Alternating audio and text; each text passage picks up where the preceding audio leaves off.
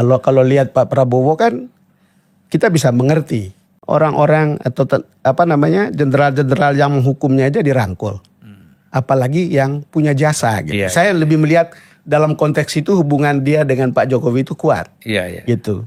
Teman-teman Pak SBY kurang apa? Pak Wiranto kurang apa? Pak Agung kurang apa? Semua bisa Pak Hendro. Pak Hendro. Semua bisa dirangkul. Dan itu tuduhan-tuduhannya sangat ekstrim ya kepada Pak Prabowo kan. Assalamualaikum warahmatullahi wabarakatuh. Baik lagi di channel Akbar CK. Kita ada informasi yang sangat menarik ya. Ini terkait Pak Jokowi dan juga Pak Prabowo Subianto. Don Bosco Selamun, salah satu jurnalis senior yang dekat dengan Pak Jokowi. Kalau udah dekat dengan Pak Jokowi, jelas tahu seperti apa Pak Jokowi ya. Nah, Don Bosco Selamun membocorkan sebetulnya seperti apa Pak Jokowi ini ya. Dan seperti apa juga hubungan Pak Jokowi dan Pak Prabowo. Don Bosco akan menjelaskan mengapa Pak Jokowi dan Pak Prabowo itu bisa sesolid ini. Ya, pembenci Pak Jokowi bagaimanapun caranya ingin memisahkan Pak Jokowi dan Pak Prabowo sampai sekarang selalu gagal. Pak Jokowi dan Pak Prabowo selalu solid. Nah, Don Bosco bocorkan apa yang membuat Pak Jokowi dan Pak Prabowo itu sesolid ini. Tanpa berlama-lama langsung kita simak videonya berikut ini. Pak Jokowi saya termasuk yang sering menginterview, termasuk pertemuan pribadi atau pertemuan terbatas.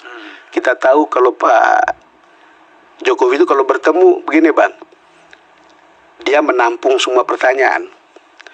Tetapi kalau dia menulis, ambil iPad atau minta Pak Pratik untuk menulis atau mencatat atau Mas Pram mencatat, itu berarti ada sesuatu yang baru dan sesuatu yang penting. Nah, kita bisa lihat ini berarti penting dan menarik dan baru untuk dia gitu. Itu kalau Pak Jokowi. Tapi pertemuan-pertemuan itu sering. Tetapi kan tidak bisa dengan pertemuan itu lalu kita dianggap dibungkam. Hubungan kita itu adalah kita itu membutuhkan informasi dari tangan pertama. Kita juga kalau diminta kasih input ke tangan pertama, apakah itu diterima atau tidak, itu bukan urusan kita gitu. Dengan Pak Jokowi, saya berkali-kali dan boleh dibilang sangat dekat. Tetapi saya tidak bisa, saya harus kritis ketika persoalan demokrasi itu seperti perasaan saya seperti itu dilukai. Tetapi kan saya juga harus mengerti bahwa ini adalah proses politik. Proses politik sering ditentukan oleh beberapa orang, tapi juga ditentukan oleh pilihan publik. Sekarang kalau pilihan publiknya seperti itu, so what? Kira-kira begitulah. Ya publik kita ya di situ tingkatnya. You setuju atau tidak setuju, itu tingkatnya. Lalu kemudian bahwa orang mengeritik caranya, ya itu normal. Tapi tidak ada misalnya dengan begitu tidak say hello gitu. Ya say hello biasa saja gitu. Bang, saya termasuk orang yang takut Pak Prabowo sejak awal. Bahkan dalam sebuah pertemuan dengan Pak Jokowi, ketika saya membawa surat undangan untuk nikah anak saya, disebutlah calon ini. Pak Jokowi bilang, Pak Don, jangan lupa Pak Prabowo itu juga layak dan itu sangat kuat. Kita perlu orang seperti Pak Prabowo dan kita dukung. Sebab kalau begitu kita beda. Tetapi kan hasilnya kan seperti kita lihat sekarang. Untuk memahami Pak Prabowo, saya baca bukunya. Saya mendengar dari orang-orang dekatnya yang sudah lama, dan bahkan kepada Mas Angga Prabowo yang adalah mantan sesprinya, saya minta tertulis seperti apa pandangan dia dan informasi yang bisa saya dapatkan dari dia tentang Pak Prabowo. Kegelisahan saya adalah apakah seorang Prabowo akan menjadi otoriter dan membungkam media. Begitu. Dan itu dijawab sama Mas Angga Prabowo ini, Raka Prabowo yang sekarang jadi Wamen Komdiji. Bang, kalau beliau adalah seorang yang tidak menghargai demokrasi, untuk apa berdarah-darah membangun partai yang namanya Gerindra? Hal-hal seperti itu kemudian kan meyakinkan kita untuk mengatakan, mungkin saya agak misleading melihat gitu. Dan kemudian ketika beberapa kali bertemu, kesimpulan saya, Pak Prabowo itu orang yang tahan kritik. Mungkin sudah berkali-kali dibully sejak Pilpres ya, tapi tahan kritik dan respon dia seperti cair terhadap kritik-kritik itu gitu. Sekarang ini kan yang banyak dikritik orang, Ya. seolah-olah Pak Prabowo ini kan memberikan posisi yang sangat istimewa kepada Pak Jokowi kan. Ya. Nah ini kesannya ini bagaimana? Dalam pertemuan di Hambalang, memang hubungan keduanya sangat kuat. Dan kita juga tahu Pak Prabowo mengungkapkan secara terbuka bahwa tanpa Jokowi, dia menang karena Jokowi. Iya, iya. Karena dukungan Pak Jokowi. Kalau tidak karena itu belum tentu. Dan dia kan mengatakan itu juga di depan umum begitu. Iya, iya. Dan orang berspekulasi tentang hubungan keduanya. Saya juga selalu tertarik untuk menggali itu. Misalnya ketika ketemu dengan Menhan Pak Safri Samsudin, kita tanya gimana sih hubungan pribadi antara hubungan antara Pak Prabowo dengan Pak Jokowi. Penjelasan beliau adalah ya pasti ada perbedaan antara hubungan personal dan hubungan profesional, jabatan fungsional gitu, pasti akan ada perbedaan. Kita sudah melihat ada beberapa kebijakan Pak Prabowo yang berbeda dengan kebijakan Pak Jokowi. Yeah. IKN yang dulu harus dianggap harus dibangun cepat, ya harus multi years, lalu kemudian ya kita ikuti saja sesuai dengan kondisi keuangan. Lalu kemudian ada lagi beberapa TNI tiba-tiba ada direstrukturisasi kan. Nah itu juga kebijakan Pak Prabowo. Ada beberapa kebijakan yang kita lihat oh berbeda gitu. Tetapi ketika kita tanya itu hubungan mereka baik dan kuat. Saya tidak tahu apa yang akan membuat hubungan itu misalnya renggang gitu. Tapi kan Bang Zulfan lebih tahu dari saya lah kalau soal hubungan politik kan. Jadi bisa tiba-tiba jadi kawan, bisa tiba-tiba jadi lawan ya. Sama seperti Pak Prabowo dulu kita tidak pernah berpikir bahwa akan dirangkul sama Pak Jokowi. Ya mungkin orang memahami ya bahwa dengan berjalan bersama-sama walaupun pernah berbeda tapi itu kan menjadi lebih kuat ya, solid ya. Apalagi untuk bicara kepentingan bangsa dan negara. Bang Zulfan, nggak kebayang kalau Pak Prabowo ada di luar lalu kemudian kita mengalami COVID 2 tahun. Saya tidak bisa bayangkan apakah kita bisa mengkonsolidasikan diri sebagai sebuah bangsa untuk mengatasi COVID yang menimpa kita semua. Jadi ya ada poin-poin plus yang kemudian kita lihat, oh politik itu memang begini gitu. Jadi sampai pada tingkat tertentu orang harus punya kesadaran mana untuk kepentingan bangsa, mana untuk kepentingan pribadi, di mana saat saya harus menekan ego dan juga mungkin memikul rasa malu, tapi saya bergabung gitu.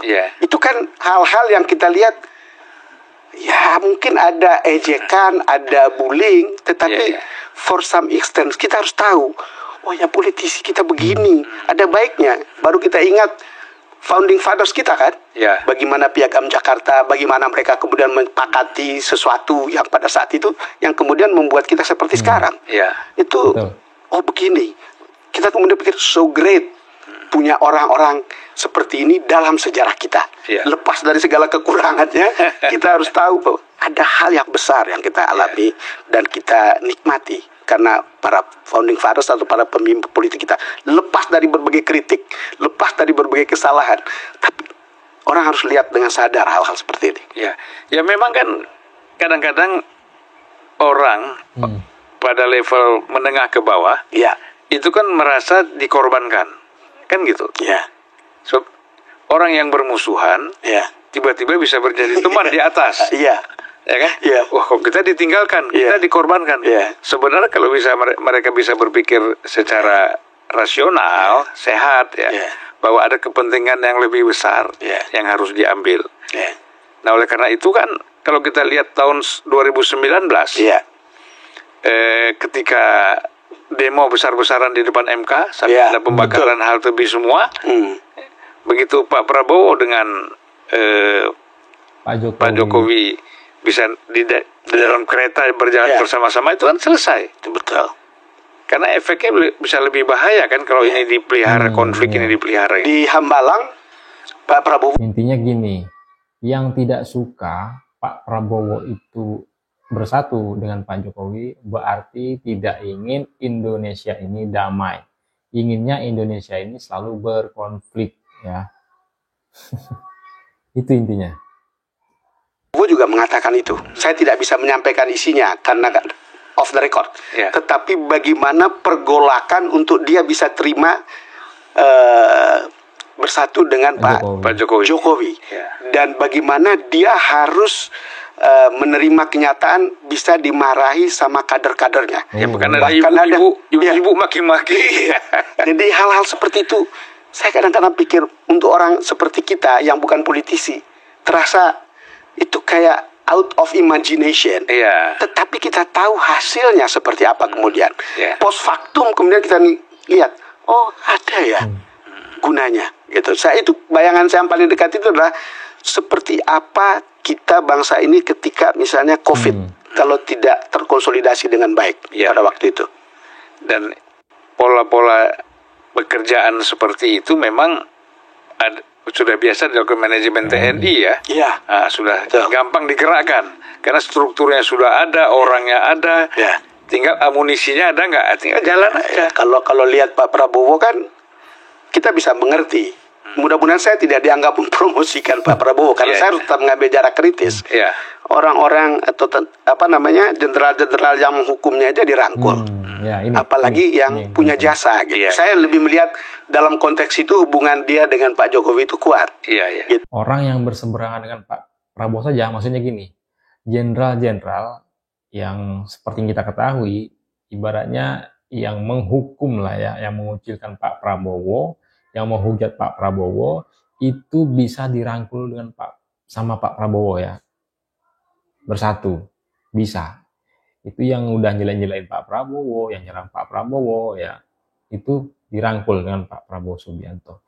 Apalagi dengan orang yang baik sama Pak Prabowo Subianto, seperti halnya Pak Joko Widodo yang sudah baik dengan Pak Prabowo Subianto, yang sudah ngajak Pak Prabowo Subianto untuk bersatu ya, apalagi yang mengangkat Pak Prabowo Subianto dengan menyematkan bintang di pundak Pak Prabowo Subianto sehingga Pak Prabowo Subianto menjadi jenderal ya, bintang 4, dan mendukung Pak Prabowo Subianto lagi mencalonkan sebagai Presiden Republik Indonesia dan Pak Prabowo Subianto terpilih ya. Mantap Pak Prabowo Subianto. Hubungan Pak Prabowo Subianto dengan Pak Jokowi ya solid sampai dengan saat ini ya.